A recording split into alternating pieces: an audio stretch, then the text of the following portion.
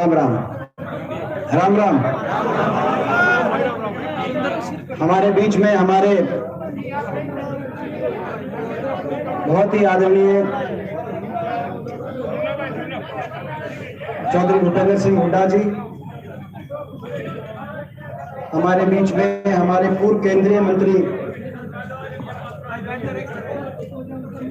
आदरणीय जयप्रकाश जी, हमारे बहुत ही आदरणीय जगबीर मलिक जी, हमारे विधायक समालखा से धर्म सिंह छोकर जी, हमारे सफीदों से विधायक सुभाष गांगुली जी, हमारे पूर्व मंत्री राव नरेंद्र सिंह जी,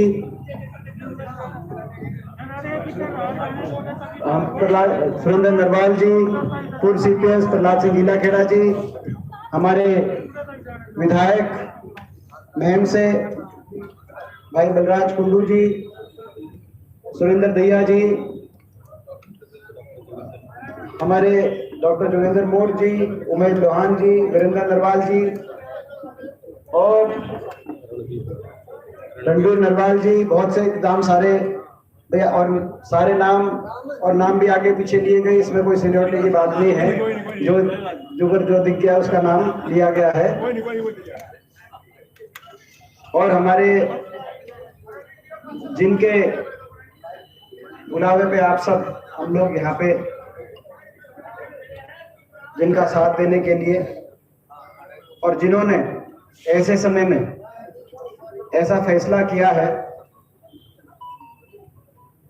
इस इलाके का और हरियाणा की जो भावनाएं हैं, इस इलाके की भावनाएं हैं और जो हरियाणा की जो भावनाएं हैं, पूरे प्रदेश की छत्तीस बिरादरी की भावनाएं हैं, उनको समझ के जिन्होंने हमारा ऐसे समय में साथ देने का काम किया है कि इस साथ से एक राजनीति ने करवट ली है, पूरे प्रदेश की राजनीति ने करवट ली है।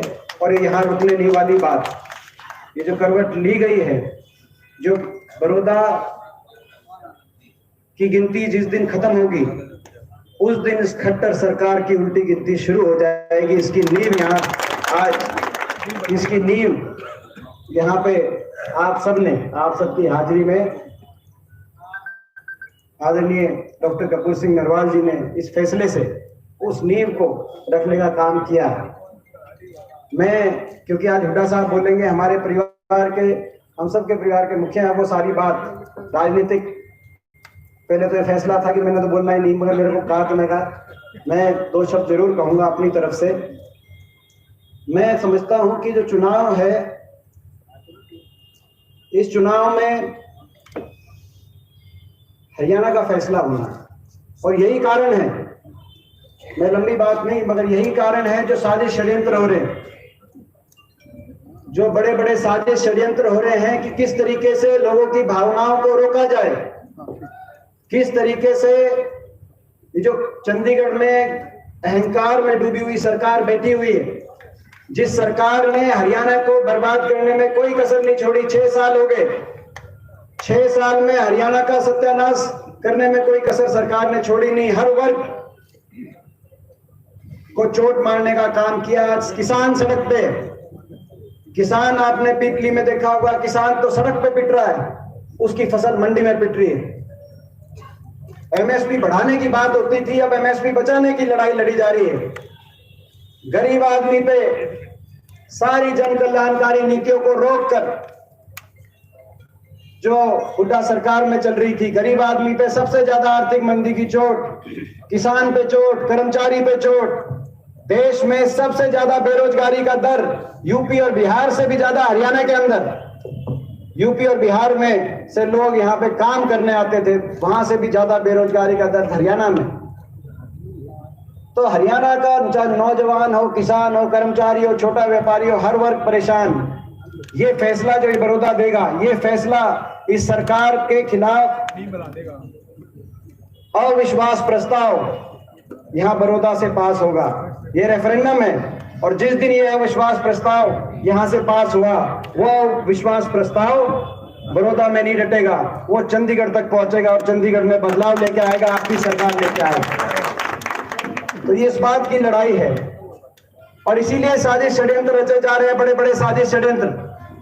चुनाव में आपने देखा होगा, जब लोकसभा का चुनाव हो रहा था तब भी हम एक बात कहते थे कि बीजेपी को एक ही डर था, 75 पार कुछ नहीं था, 75 पार 80 पार कुछ नहीं था, बराबर की लड़ाई थी। अगर एक भी लोकसभा सीट जीत जाते, चाहे रोहतक की बात थी चाहे सोनीपत की बात थी, उसी दिन इनकी सरकार की उल्टी गिनती शुरू हो जाती। मगर साजिश षड्यंत्र रचे गए, सत्ता का दुरुपयोग किया गया, रोहतक में लोकतंत्र की हत्या की गई और उस जन भावना की आवाज का गला घोटा गया। और उसके बाद मीडिया में प्रचार कर दिया 75 पार 80 पार। वो तो लोगों को उस प्रचार में पूरी बात समझ में नहीं आई। उसके बावजूद जो पार्टी 80 सीटों पे आ गई थी 90 में से, वो 40 पे सिमट गई। उनको जब बैसाखियों की जरूरत पड़ी तो जिन लोगों ने कहा था बीजेपी को जमुना पार पहुंचाएंगे, जेजेपी पार्टी ने कहा था कि नहीं कहा था जमुना पार, वो मिल गए 75 पार वालों से और उनको बैसाखियां देने का काम किया। उनकी इससे ज्यादा राजनीति में विश्वासघात लोगों के साथ नहीं हो सकता कि वो इस बात की लोग बीजेपी को बाहर करेंगे और जिस दिन गिनती हो जाए उसको सबसे पहले जाके समर्थन देने का काम करो।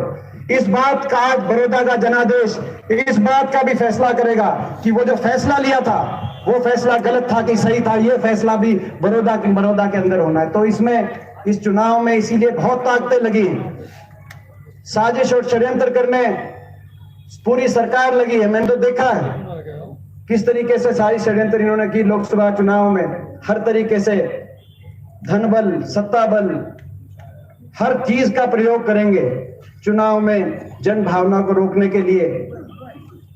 तो मैं जो हर चीज का प्रयोग करेंगे, मगर हम सबको समझदारी के साथ और उसमें एक इलाके की भावना को देखते हुए अपने इलाके के नेतृत्व को मजबूत करने के लिए चंडीगढ़ में दोबारा अपना आदमी बैठे, इस बात की भावना को समझते हुए डॉक्टर साहब ने एक ऐसा निर्णय लिया। धर्म संकट आते हैं, मगर उन धर्म संकट में धर्म का साथ देना, ऐसे समय में साथ देना, आज पूरे हरियाणा की नजर थी आप पे, ऐसा साथ दिया। तो मैं अपनी तरफ से तो इस बात को निभाऊंगा ही। हुड्डा साहब सारी बात कहेंगे, मैं जो है वो सारी बात कहेंगे, मैं तो अपनी तरफ से इसका भार मानूंगा ही, इस बात को निभाऊंगा ही।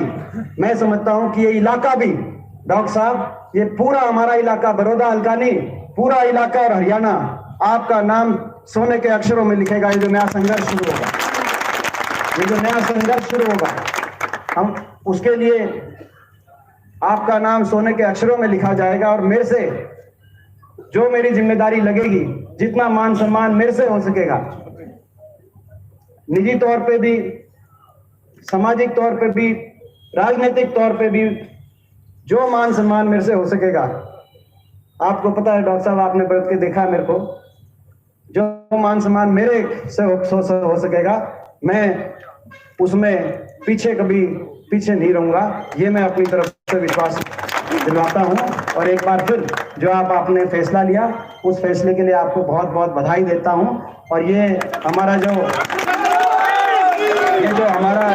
हमारी जो लड़ाई है, इस लड़ाई में हम सारे शामिल होकर अब आगे बढ़ेंगे।